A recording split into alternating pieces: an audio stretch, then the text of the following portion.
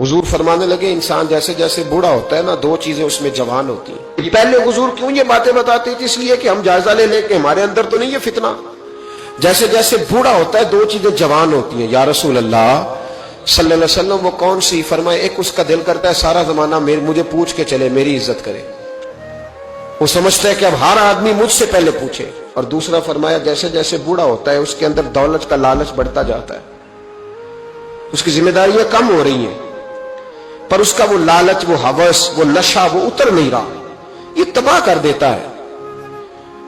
یہ قیدی ہے شخص جو دولت کا پجاری ہے، یہ قیدی ہے، یہ ختم نہیں ہوگا۔ نبی پاک صلی اللہ علیہ وسلم نے تفاخر کے لیے، غرور کے لیے، جمع کرنے کے لیے اور ایک دوسرے پر جتلانے کے لیے دولت اکٹھی کرنے سے منع فرمایا۔ ایک شخص گزر رہا تھا تو بڑی تیزی سے گزرا نبی پاک صلی اللہ علیہ وسلم کے سامنے سے۔ حضرت ابو درداء رضی اللہ تعالیٰ عنہ کہتے ہیں ایک صحابی نے کہا دیکھو کتنا چست ہے، کاش یہ چستی دین کے لیے ہوتی۔ تو نبی پاک علیہ الصلوۃ والسلام نے فرمایا اگر یہ اپنے بچوں کی روزی کمانے کے لیے جا رہا ہے تو پھر بھی اللہ کے راستے میں ہی ہے، اگر یہ ماں باپ کی خدمت کے لیے جا رہا ہے روزی کمانے تو پھر بھی اللہ کے راستے میں ہے۔ تو حضور نے فرمایا اگر اس لیے جا رہا ہے کہ میں ذرا دوسروں سے دولت زیادہ جمع کر لوں تو پھر فرمایا یہ شیطان کے راستے میں، یہ پھر دین کے راستے میں۔ وہ جو تفاخر ہے نا، ہمارے ہاں دوڑ لگی ہوئی ہے دولت ہی دولت، اس لالچ کو پسند نہیں کیا۔ یہ طمع ہے، یہ دوڑ ہے، یہ انسانی خواہشات کا وہ سمندر ہے جو کبھی پور نہیں ہوتا، یہ وہ طلب ہے جو کبھی پوری، یہ وہ نشہ ہے جس سے انسان کبھی سیر نہیں ہوتا۔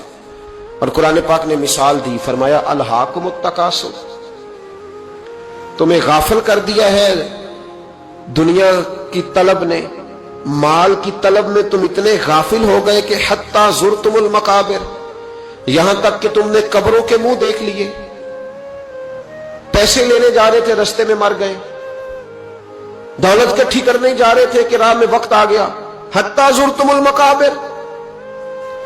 اتنا تمہیں گمراہ کر دیا، اتنا تمہیں غافل کر دیا دولت جمع کرنے کے لالچ نے کہ تم قبروں تک پہنچ گئے۔ آخری وقت آیا ہے لیکن ابھی تک دولت کی ہوس ختم نہیں ہوئی۔ آپ یقین کریں لوگوں کے پاس جو پیسہ ہے، لوگ بیچارے اس پیسے کو دیکھ بھی نہیں سکے ساری زندگی، وہ بینکوں میں پڑا تھا اور بینکوں میں ہی پڑا رہ گیا، اس کو دیکھ نہیں پائے۔